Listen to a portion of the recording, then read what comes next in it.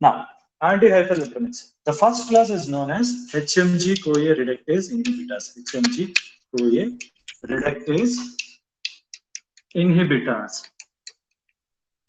Now, this HMG-CoA reductase is an enzyme which will biosynthesize this cholesterol. So in the liver, I told you cholesterol is being synthesized. How it gets synthesized? With the use of an enzyme called HMG-CoA reductase. When you inhibit that enzyme, what happens? Inside the liver, cholesterol is not getting biosynthesized. What is the other pathway? To increase LDL receptors and call back LDL. So what are you doing effectively? By inhibiting this, you are reducing the levels of LDL. So this is the major mechanism of action, and these are very popular groups. The drugs in this category are called as statins. Lovastatin, Prevastatin, Simvastatin, Atorvastatin, Atorva.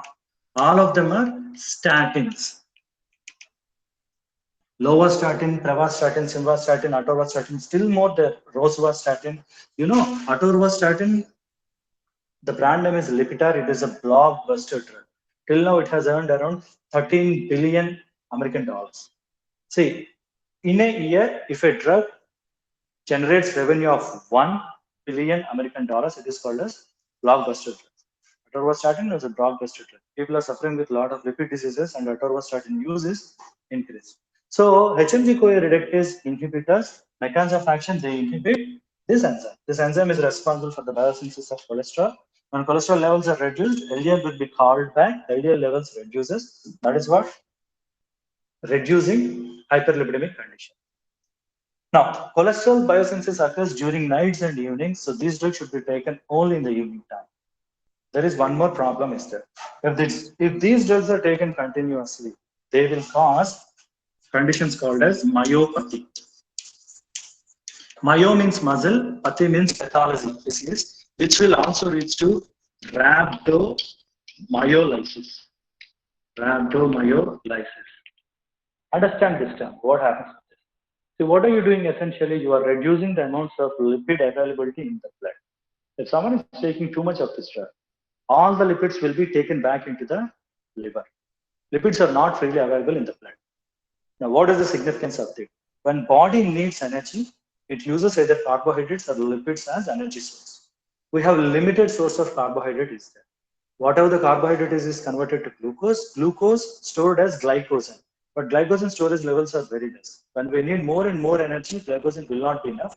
Lipids will be called back. What is happening by using these drugs? Lipids are not available. So what happens? At this condition, body will break down protein, muscle. That is nothing but myopathy. If it continues, it results in rhabdomyolysis. Lysis means breakdown, myo means muscle, rhabdo means striated or skeletal muscle. Understand this concept. When people do exercise, there is an increased energy requirement. To satisfy that increased energy requirement, they need to eat properly. They need to take enough nutrition. If they're not taking enough nutrition and they're doing continuous exercise, that also causes myolysis because there is no energy sources. Body will target muscle. See, body will not use muscle as an energy source. It happens only in pathological conditions. The normal energy usage is with carbohydrates and lipids. So, because of continuous removal of lipids, this condition may happen. Another thing, these drugs should not be used in pregnancy. They are fetotoxic. You know the reason why lipids are very much required for a fetus development. You might have seen pregnant women will be consuming lots and lots of lipids. The neuronal Schwab membrane, cholesterol, cell membrane, steroids, everything are based on lipids.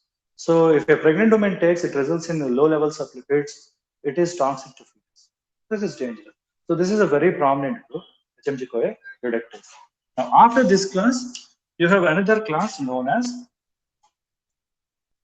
bile acid sequestrants. Bile acid resins or sequestrants. In this bile acid resins, the drugs are cholestyramine, cholestyramine.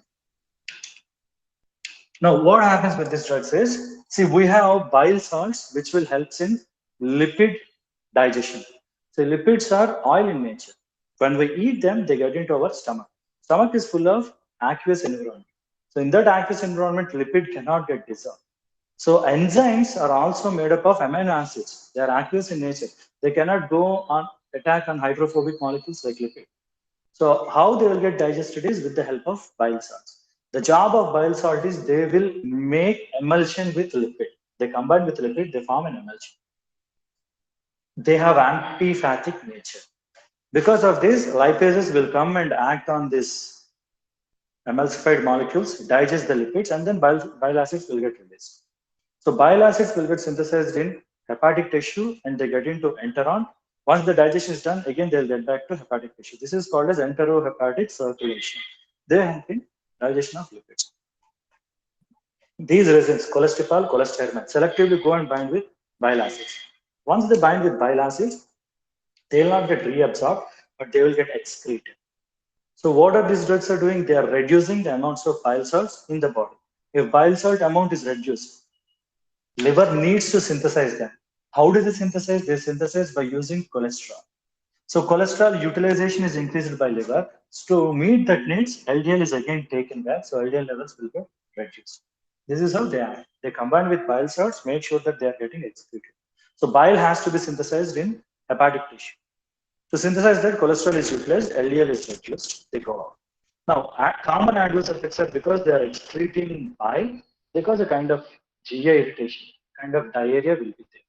And these drugs are also very effective to reduce the levels of LDLs. Now, after this, a single drug is there, it is known as ezetimibe. Ezetimibe. Ezetimibe is a cholesterol absorption inhibitor.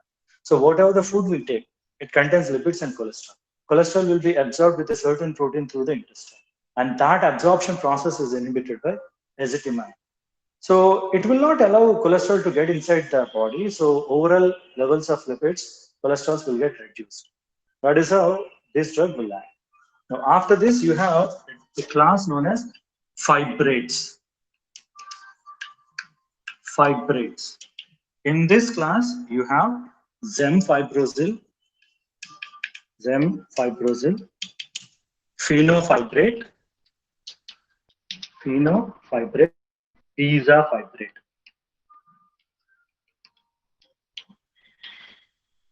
Clofibrate is banned because of its adverse effects. So zemfibrate, fenofibrate, bezafibrate is there. Now all the drugs, their major mechanism of action is they increase lipoprotein lipase activity.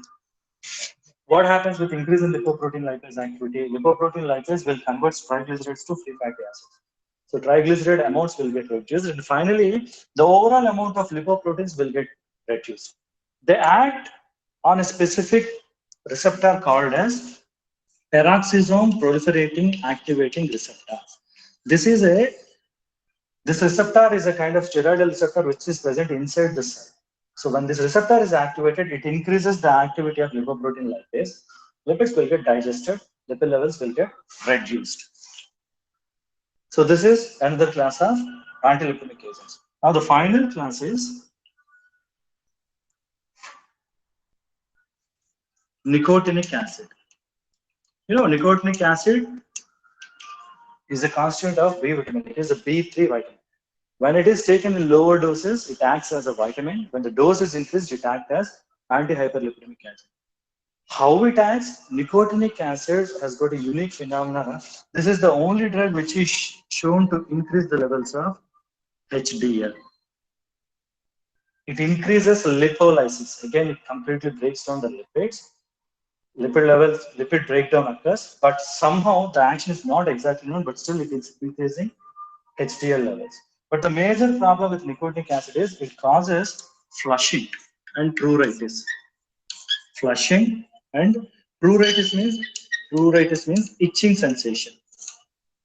Itching sensation. But understand the major classes are HMG-CoA reductase inhibitors, bile acid resins, and ezetimibe. These are the major classes. The remaining classes are used depending upon the requirement. So all the classes, the major job is to reduce the lipid levels inside the body. When you understand this lipid biology, understanding the drug actions will become easier one. So this is about anti-hyperlipidemics. Now you can ask any question. The session is open for questions.